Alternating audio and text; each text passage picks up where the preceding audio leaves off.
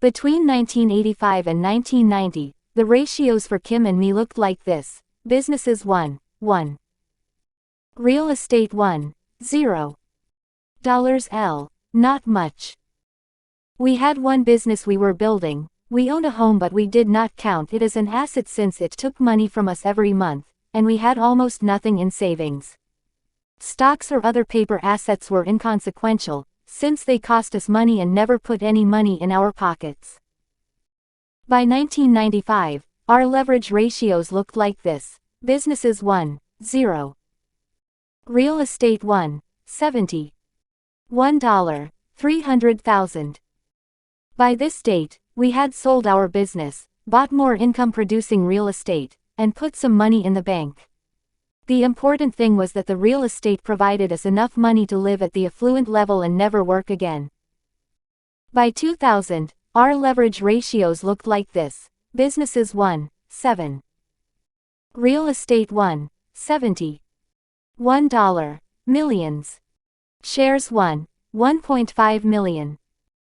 While the ratios paint an interesting picture of financial progress, the real gains are in the business arena, the arena where the true dollar valuations, or cash flows, are not reflected in the ratios. I do not present these numbers to impress, for they are not that impressive, nor do I present them to brag. In fact, I hesitate to show these numbers because they are personal, and I would rather not show them. I show them simply to illustrate our path and our plan. I also present them to let people know it is possible to start with very little and yet build a financial house of bricks, as in the story of the 3 little pigs. Even though the numbers are not big when compared to the world of the ultra-rich, our plan is to continue the acceleration of wealth for a few more years. If things go according to plan, we should move into the world of the ultra-rich. You may notice from the numbers that our plan over the past few years was to move into building businesses rather than acquiring real estate. For the next 5 to 10 years, our plan is to continue to build more businesses, but focus more on acquiring larger pieces of real estate with the help of government funding. The point I would like to impress upon you now is the idea of the continual expansion of context, or reality, and the constant search for faster and better content, or education. If you want to follow a similar path to wealth, I cannot stress enough the importance of having an open mind, going beyond personal doubts, limitations, and complacency, being willing to learn, and taking action. I have met many people who want to grow financially at this rate, or faster, but many are not willing to expand their context or increase their content. So these are the people who struggle at one thing or go from project to project, hoping it is the project that will make them rich. I contend that if a person has an ever-increasing context and content, the person will become richer and richer, regardless of what the project is. It is not the product or new idea that will make you rich. It is your context and content that make you rich. Ray Kroc of McDonald's became a billionaire by selling billions of average hamburgers, and Starbucks became a world-famous brand by selling cups of coffee. Rich Dad often said, if you do not change your context or your content, your ratios will remain the same. I have a friend who always has the next new idea to make millions of dollars. The other day, he called me and asked me to invest in his latest scheme. He had a great idea for a line of clothing that the store he works part-time for does not sell. He said, everyday people come into this store looking for this brand of clothing. My boss does not want to carry it. Why don't you give me some money and I'll open a shop right across from this one? We'll split the profits 50-50. When I asked this friend if he would attend classes on cash flow management, retail management, sales, marketing, and hiring and firing people, he declined. His response was, why do I need to do that? I've worked in this store for years. I don't need to learn anything more to run a store. After I turned him down, he called again with another project, and again I turned him down. I turned him down simply because I doubt if he is willing to change his context and content. He just wants to make money. Given his age, if he were good with money, he would already be rich. He continues to think that it is the next hot idea or business opportunity that will make him rich, rather than his limited context and content that holds him back. Even if he did open that store and his new products were successful, I suspect that his ratio would continue to be 1:1. In other words, he would probably have to be in the store all day and all night with very little chance of expansion, given his existing context and content. Why it's hard to get rich. It's hard or nearly impossible to get rich with a context and content that limits you to a 1:1 leverage ratio. It's hard to get rich because there is no leverage. When you look at the cash flow quadrant, you may begin to understand why it is harder for the E and S quadrants to get rich because of the leverage ratios. For the most part, the E and S side is all 1:1 ratio, with few exceptions. For example, most employees can only work for one company at a time. While they may hold a second job, that still falls in the 1:1 ratio. The same is true for many small business owners or self-employed people. That friend of mine who wanted to open a clothing store would most likely have been chained to one store. I sincerely doubt if he could handle more than one store. A dentist can only drill in one mouth at one time, and a lawyer or accountant only has so many billable hours in a day. My tax advisor said, a vast majority of high-income professional people from the S quadrant get stuck at an income cap of $100,000 to $150,000. The ones who make more do so because they are highly specialized and charge a lot more per hour or by the project. This group caps out at around $500,000 per year. Very few make much more than that. Again, the problem is the 1:1 leverage ratio. One of the fairy tales mentioned in the previous chapter was the story of the tortoise and the hare. One of the ways the hares, or rabbits, of life get off to a fast start is because they have some special gift, intelligence, or talent. They may be great scholars, fast learners, great athletes, or artists such as movie stars. Many do well early in life. Yet for a tortoise like me, I knew that the way I would win my own race was to win the race using the ratios of leverage. It was the same plan my rich dad used. Maybe if I had been really smart and became a rocket scientist, maybe I could have been successful in the more traditional world of business and climbed the corporate ladder. But early in life, when I began having trouble in school, I knew that I had to find my own way of winning my race. Today my income is greater than many of my peers who got the high-paying jobs early in life. My income is higher because I use the leverage of assets rather than the leverage of my labor. For those of you who want to retire young and retire rich, one of the decisions that you may need to make is to find out which race you have the best chance of winning. For example, if you are like baseball star Alex Rodriguez, who was paid $252 million for a 10-year contract plus commercial endorsements, then obviously the E quadrant is the best for you. Even though Rodriguez's ratio is 1:1 for 10 years, it is a pretty good ratio when the dollar signs are added in. If you can be a movie star like Julia Roberts who makes $20 million a movie, then that is obviously the best path for you. Secretary of the Treasury under George W. Bush, Paul O'Neill, received over $100 million in shares and stock options as an employee of Alcoa. Even though he was in a work situation with a 1:1 ratio, his compensation was very leveraged. If you think that your chances for success are best on the path to the top of the corporate ladder of a major corporation, then that is the best path for you, even if it is a 1:1 ratio. The reason Kim and I followed the same path Rich Dad used was simply because we felt we had the best chance for financial success on his path. It was a path that required us to acquire assets. It was a path that required us to work at constantly increasing our leverage ratios. A good path for turtles. There is another reason why I personally chose Rich Dad's path. The reason is found in the cash flow quadrant. Limited infinite. Years ago Rich Dad pointed to the left side and said, the earnings potential in the E and S quadrants is limited. The earnings potential in the B and I quadrants is infinite. Rich Dad explained further, saying, the trouble with selling your labor for money is that there is only so much you can do. If you learn to acquire or build assets to generate money, you can slowly but surely increase your income. In fact, the right side of the quadrant is a great side for turtles who slowly but surely acquire more and more assets. Rich Dad also said, the trouble with selling your labor is that your labor has no long-term residual value. If you buy a rental property and you profitably rent it out, the labor you used to acquire that rental property can be rewarded over and over again, for years.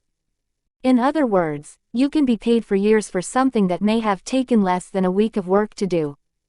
An example is in 1991 when Kim and I bought a property in a resort area for $50,000 cash.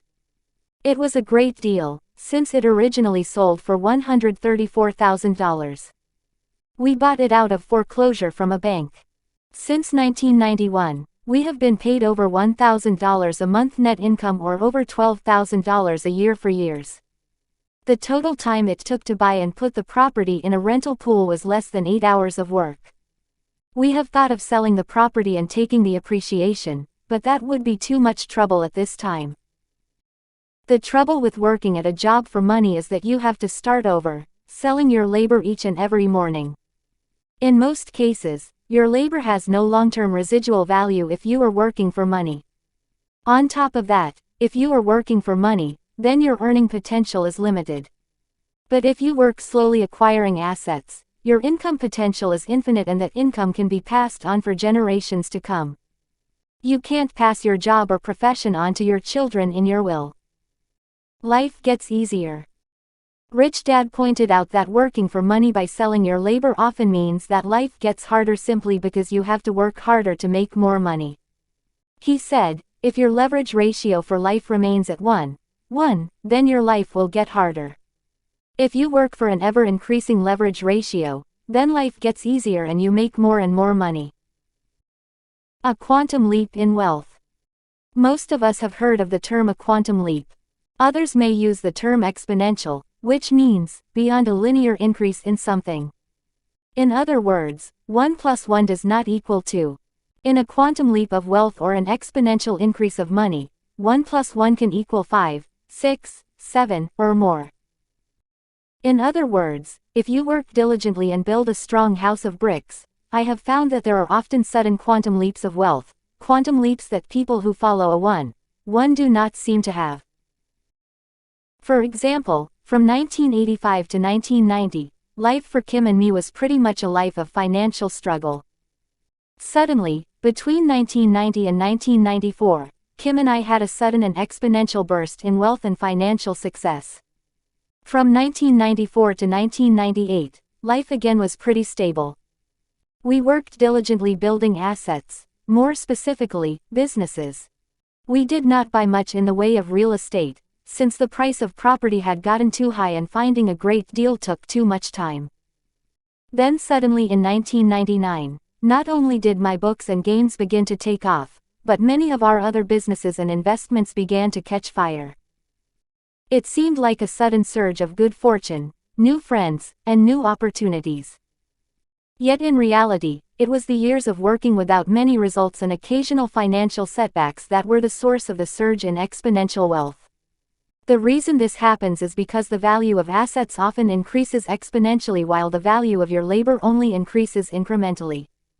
For example, my accountant told me that the value of one of my companies grew to $40 million in the year 2000.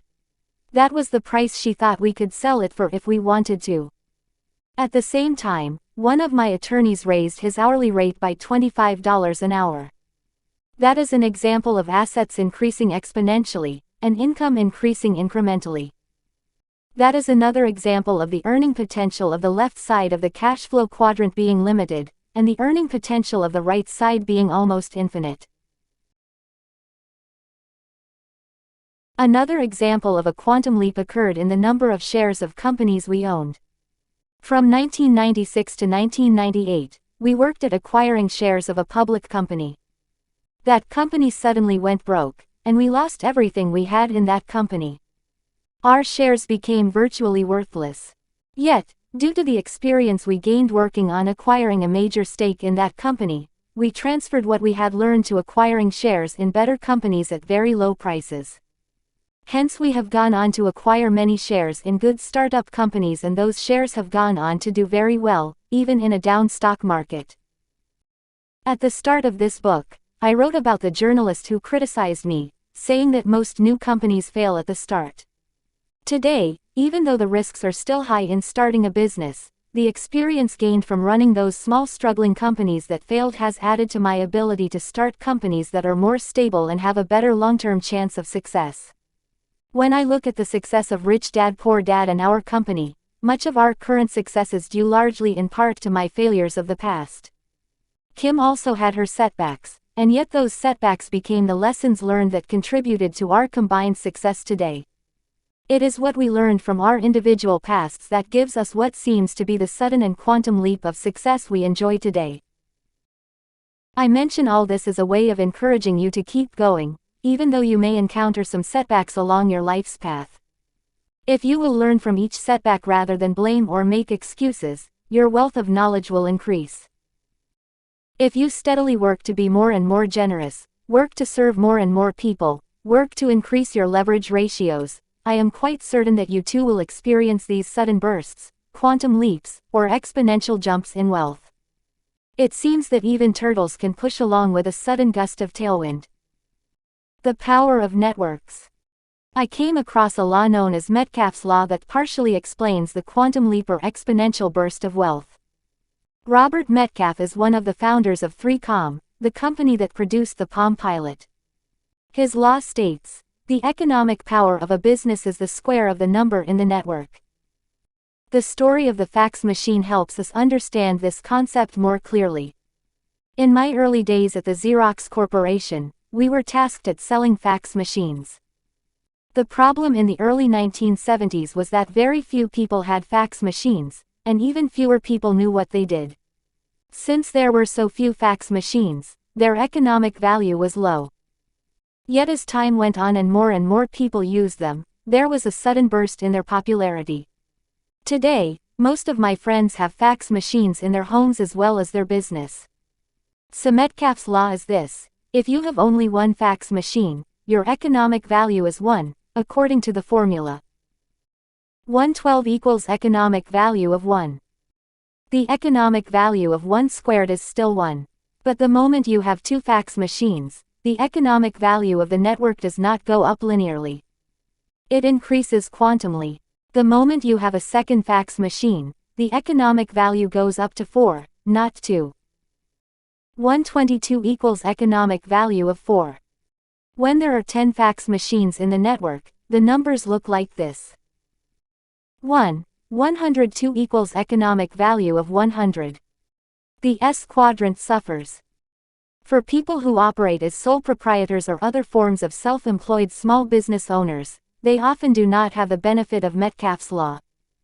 One of the reasons a franchise group such as McDonald's is more powerful than a mom-and-pop hamburger stand is again due to Metcalfe's law. I have found that people who work hard at being rugged individuals often have to work much harder just to maintain their autonomy. That is why many professionals join associations in order to have more clout in the world. The E quadrant unionizes. For years, people in the E quadrant have known the value of getting organized into labor unions. By joining together, employees in the E quadrant have much more power than trying to negotiate as individuals. Today, one of the richest and most powerful labor unions in America is the NEA, the National Education Association. One of the reasons our educational system is slow to change is largely due to the power of the teachers' union. They know the power of a network. The power of monopoly. Rich Dad often said, the formula for great wealth is found in the game of monopoly. Many of us know this formula: buy 4 green houses and trade them in for 1 red hotel. The formula for wealth found in the game of also follows Metcalfe's law. When you look at the comparison of my poor dad's and rich dad's ratio, you may understand why my rich dad's economic power continued to increase, and my poor dad's economic power remained the same. Poor dad, rich dad. Real estate 1 never changed 450 always increasing. In other words, my poor dad's economic power remained at 1. 1 squared is still 1. All he had was his house. In this example, my rich dad's economic power was 4,502. He controlled over 450 rental units. His economic power was going up exponentially. When you look at my poor dad's ratio of 1 1 and then factor in the effect that taxes had on his income, ordinary income at 50%, you can actually see why my poor dad's economic power did not increase although he worked harder and harder. My rich dad's income was going up, his economic power was going up, and he was paying less and less in taxes. In 1985, Kim and I had a plan to acquire 2 new rental units a year. We began buying our first property in 1989. Once we had 5 units, our economic power was 52 or 25.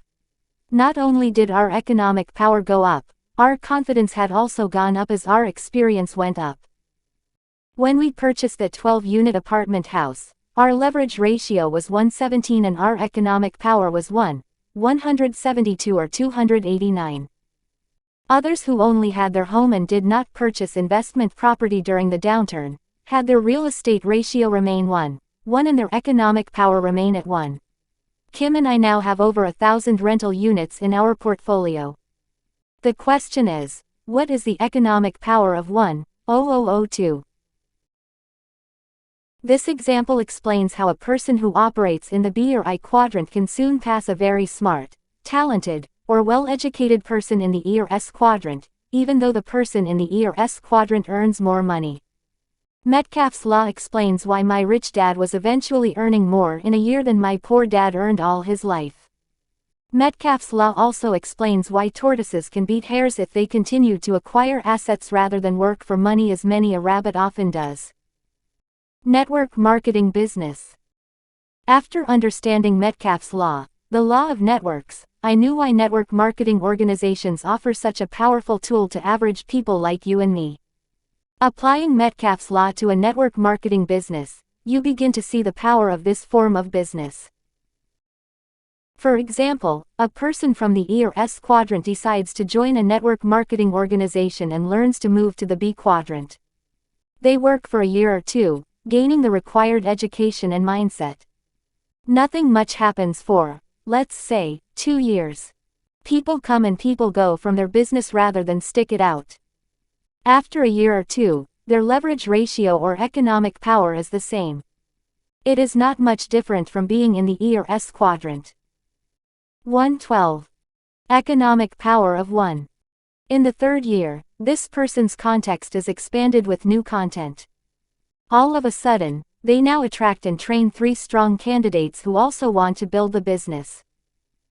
Their leverage ratio and economic power looks like this. 132. Economic power of 9. In 3 years that is a quantum leap of power. After 5 years, this person now has a network of 10, and their leverage ratio looks like this. 102. Economic power of 100. And now let's say this person decides that 10 people are enough, and he or she focuses only on the 10 people in their business. After just a few years, let's say the 10 people in the network also have 10 people, 1 hour 10 minutes and 10 seconds. That means the original person now has 100 people in their network. Then with some excess cash, this person begins to buy apartment houses.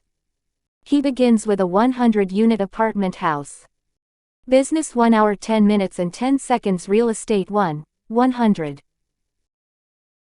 Within 5 to 10 years, this individual has not only made the shift from the E and S quadrants, he has jumped his economic power in both the B and I quadrants, something that is hard to do in the E and S quadrants.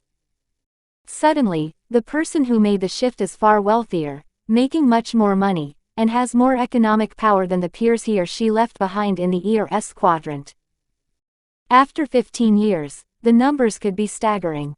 That is an oversimplified example of why I recommend some of the network marketing companies. As the name says, it is a network, which harnesses Metcalfe's law, which is the law that measures the power of networks. Today, when I talk to people who are worried about their retirement or their funds in their retirement account, I often recommend they add to their portfolio a network marketing business. I say to them, if you really follow the lessons taught by some of the network marketing businesses and you build a solid business with solid people in your network, you will find that business to be far more secure than the mutual funds found in your retirement account. If you truly work hard to make those in your network rich, they in turn will make you rich and very secure. In my mind, a network marketing business is far more secure than the stock market because you are counting on people you have grown to love and trust, and all of you are harnessing the power of Metcalfe's law, the law that measures the power of networks. Networks harness the power of generosity. The rich and powerful understand the power of networks. McDonald's is a network of hamburger stands linked throughout the world. General Motors is a network of car dealerships throughout America. Exxon is an oil company with oil fields, tankers, pipelines, and gas stations linked throughout the world.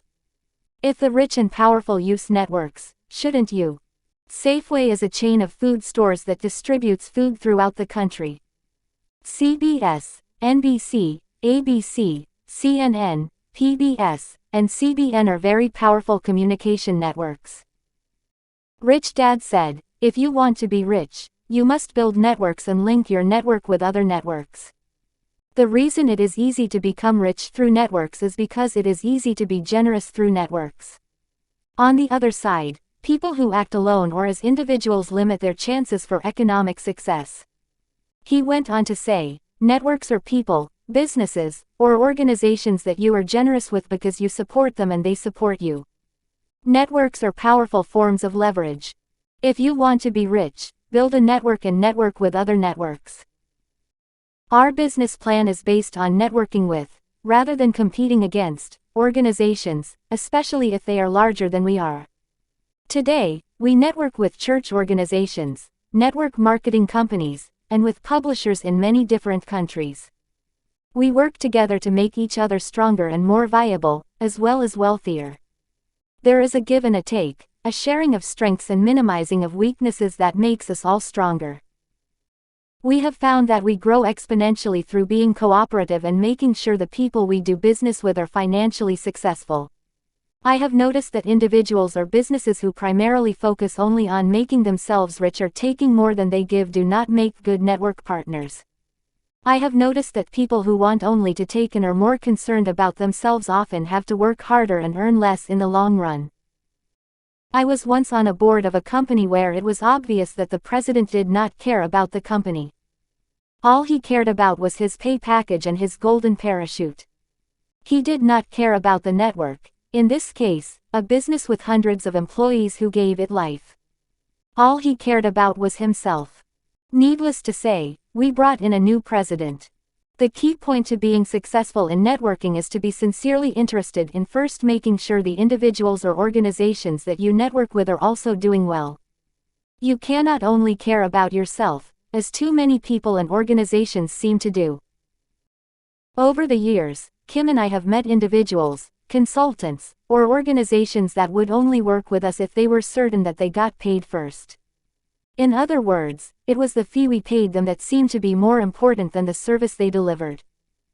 We hired a consulting firm to come in and look at our internal marketing systems. They asked for a sizable fee before they would do any kind of work. We paid them, and 3 months later, their report came back. After shifting through the mumbo-jumbo of the report, we realized that all the report said was that we should retain their firm and pay them for 3 more years. There was not one recommendation on how to improve our marketing systems. There was only a proposal for more work. That is an example of a vendor putting the vendor's fees in front of the client's needs. Needless to say, we did not sign a contract. When I was in high school, Rich Dad asked me to come and watch him hire a new man to manage one of his industrial parks. At the meeting in his conference room, there were 3 applicants. After Rich Dad got through explaining the task, he asked if any of them had any questions. The questions were interesting. They were: how much time off will I have each day? How much sick leave do I have? What are the benefits? When do I get a raise and promotion? How many paid holidays do I get? After the meeting, Rich Dad asked me what I noticed. I replied, they were only interested in what was in it for them. Not one asked you how they could help you build your business or what they could do to make the business more profitable. That's what I noticed, said Rich Dad. Are you going to hire any one of them? Sure, said Rich Dad. I'm looking for an employee, not a partner. I'm looking for someone who wants to make money, not get rich. Didn't it sound greedy to you? I asked. For those of you who have read my other books, you may recall Rich Dad always had me work for free, rather than for money.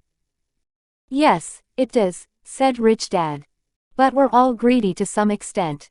The reason they will probably not ever become rich is not because they are greedy. They will probably never become rich because they are not generous enough. In other words, their leverage ratio will probably always be 1:1. Repeating what Rich Dad said, most people will not ever become rich because all they think about is a day's pay for a day's work. There is not much leverage in a day's pay for a day's work because, no matter how hard you work or how much you get paid, the ratio is still 1:1. One of the reasons Rich Dad had his son and me learn to work for free was so that we would learn to give and build an asset before we received. Years ago, Rich Dad wrote this list to explain his point. Rich Dad called it the "Who Gets Paid First and Who Gets Paid the Most" list. 1. Asset, business or other investment. 2. Employees. 3. Specialists, accountants, lawyers, consultants. 4. Investors. 5. Business owner. Rich Dad said, a business owner must pay the asset first. That means continually reinvesting enough money and resources in order to keep the asset strong and growing. Too many business owners put themselves in front of the asset, the employees, and everyone else. That is why their business fails. The reason the business owner gets paid last is because he or she starts a business in order to be paid the most. But in order to get paid the most, the business owner must make sure that the rest of the business is paid first. That is why I am training you to not work for money. You are learning to delay gratification and work to build assets that grow in value. I want you to learn to build assets, not work for money.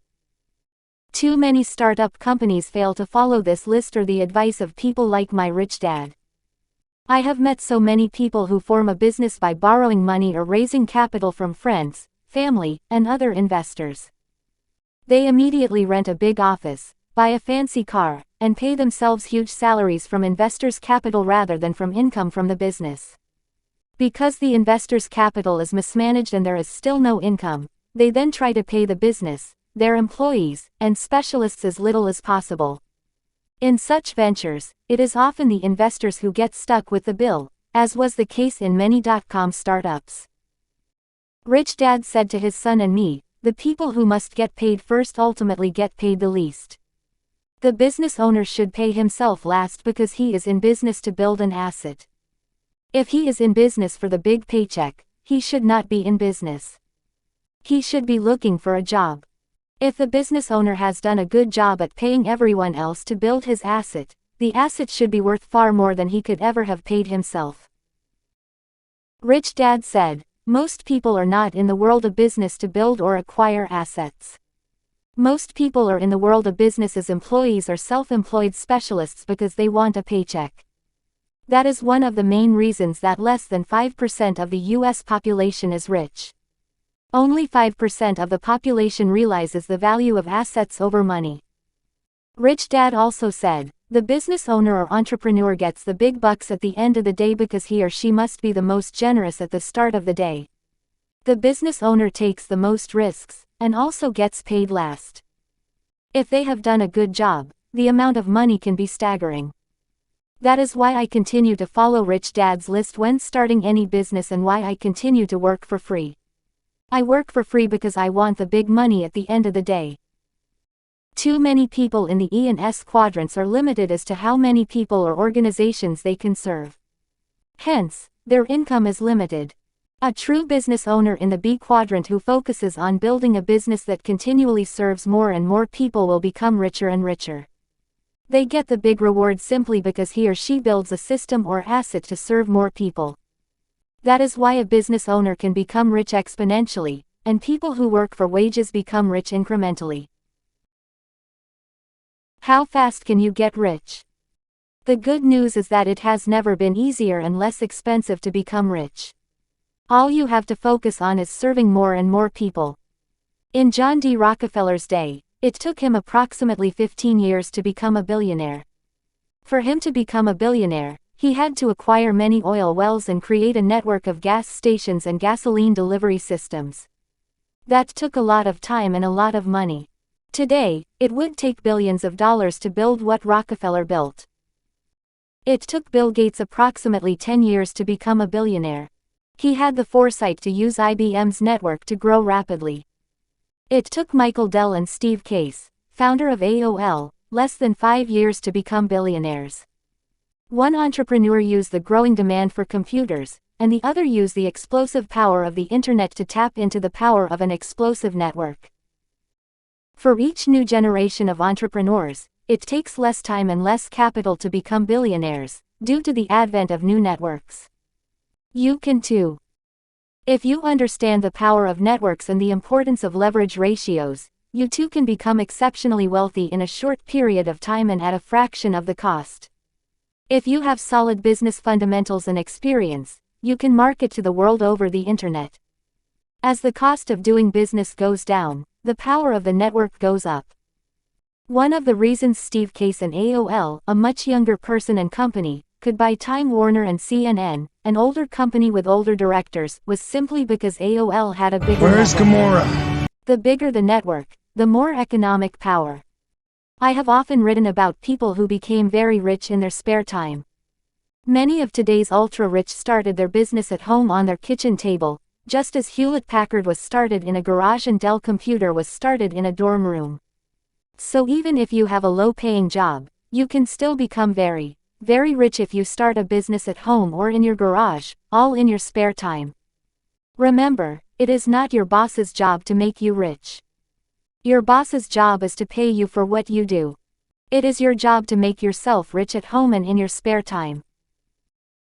It has never been easier to become rich beyond your wildest dreams for less effort and less startup capital. I know that many of the high-flying dot-coms went broke, as many of us thought they would. In my opinion, the dot-coms that went broke may have had the right context, but they did not have the right content. Many dot-coms had the right idea, but too many lacked true business experience and business basics. Many were simply trying to get rich on a mania, rather than to truly serve more people. I recently read that a company paid its president a salary equivalent to over $1 billion of investors' money. The president then ran that company into the ground. Another dot-com company paid their employees a Christmas bonus equivalent to 3 months' salary. That same company was bankrupt and out of business before Christmas of the next year. That is definitely a case where the mission of the company was to make entrepreneurs and employees rich rather than serve the customer first. The investors paid for the flaw in the company's mission and purpose. They failed to follow Rich Dad's prior list of who gets paid first and who gets paid last. These people, investors included, focused on being greedy rather than on the purpose of a business, which is to be generous. Today our website receives over 50% of its traffic from customers who live in countries outside the United States. The purpose of the website is for the community to help each other retire young and retire rich. All of this work is being done for one purpose, and that purpose is to serve as many people as we can. By focusing on being generous, we build an asset that builds a network worldwide. The more people I serve, the more effective I become. Rich Dad said, "Your job is to position yourself and be ready when the opportunity presents itself. It is okay to be 5 years early, but not 1 day late." Years ago, Rich Dad said to me, people in the B and I quadrants have access to infinite wealth. People in the E and S quadrants are limited by the limitations of their physical labor. For people in the E and S quadrants to move to the B and I quadrants, the first shift is the shift to generosity, the desire first to serve more people, rather than to get paid first. If you look at Sam Walton of Walmart, all he did was build a network of large discount stores, stores that brought great products for lower and lower prices, to millions and millions of people. That is why Sam Walton was worth far more than an attorney who charges $750 per hour. The key is generosity. A final word on generosity. During the dot-com mania, there was much talk about old economy businesses and new economy businesses. Regardless whether the business is old economy or new economy, all successful businesses and individuals must follow certain age-old principles and laws. Generosity falls under the age-old law, the law of reciprocity. It is the law that states, "Give, and you shall receive." It is not a law that states, "Receive, and then you give." It is a law that has survived the test of time, and it will survive the test of the future. Today, more than ever before, it is very important to want to look after yourself and your loved ones. But if you want to be rich, you must first think about serving the needs of as many people as you can, first. It's the law. Rich Dad believed in the law of reciprocity and in the idea that being generous is the best way to becoming very, very rich. It was his context on life. His actions were in integrity with his context. Rich Dad often gave us examples on how to use the law of reciprocity. He constantly reminded us of the need for us to be generous. He would say, "If you want a smile, be the first to give a smile. If you want love, be the first to give love. If you want to be understood, then be the one to be understanding." He also said, "If you want a punch in the mouth, be the first to give someone else a punch in the mouth." Not only did Rich Dad believe in being generous by serving more and more people, he also believed in being generous with his money. In that line of thinking, he truly believed in the power of tithing, or the power of giving money. That is why Rich Dad gave generously to his church, charities, and schools. He gave money because he wanted more money. He would often say, "God does not need to receive, but humans need to give." He would say, "Many people say they are generous with their time because they do not have money. People who are generous with their time have lots of time because they give their time. They do not have much money because they do not give money. They do not give money because they are tight and stingy with money, always afraid that there is not enough money. Their fear becomes reality. If you want more money, give money. If you want more time, give time." If you have a hard time giving money, you may want to start giving a little at a time on a regular basis. Each time you give, you will hear your context, or your reality, speaking loudly to you. At the moment you hear your reality speaking to you, if it's a poor person's reality, you have the opportunity to choose and recuse your reality. The moment you give, even if only $1, to your church or your favorite charity, your world has changed. The moment you sincerely build a business or invest to increase your service to more people, you have forever increased your chances of becoming extremely wealthy and retiring young and retiring rich. Start by being generous to yourself. Rich Dad always said, "Start small, and dream big." When it comes to improving your leverage ratios, Rich Dad's advice holds true today. In book number 4, Rich Kid Smart Kid, I wrote about the 3 piggy bank system, a system Kim and I use today. 1 piggy bank is for savings, 1 is for investing, and the other for tithing, giving to church and charity. Improving your leverage ratios can begin with something as simple as 3 piggy banks, putting 10 cents, 50 cents, or $1 a day in each bank. If you put $1 a day in each bank, after 1 month, your ratios will look like this. Savings 130, investing 130, tithing 130. This is a great start. In 30 days, your ratios are increasing each and every day. Imagine what might happen in 30 years. The point to remember is that you are really increasing the habit or discipline of paying yourself first or being generous to yourself. Rich Dad said, "One of the reasons poor people are poor is because they treat themselves poorly." And by that, he did not mean to run out and buy a new dress or new golf clubs. He meant that poor people do not do things that financially enrich themselves. By paying yourself first, you are financially enriching yourself, your soul, and your future. Just do it. Nike. Talk is cheap. Learn to listen with your eyes. Actions do speak louder than words. Watch what a person does more than listen to what they say. Rich Dad. Oh, ha! Action!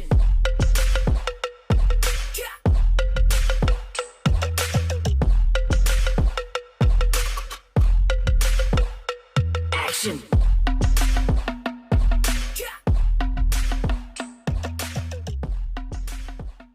Hashtag money in the safe, yeah. Money in the bank, yeah. Money every day, I got money every day, yeah. Money in the safe, yeah.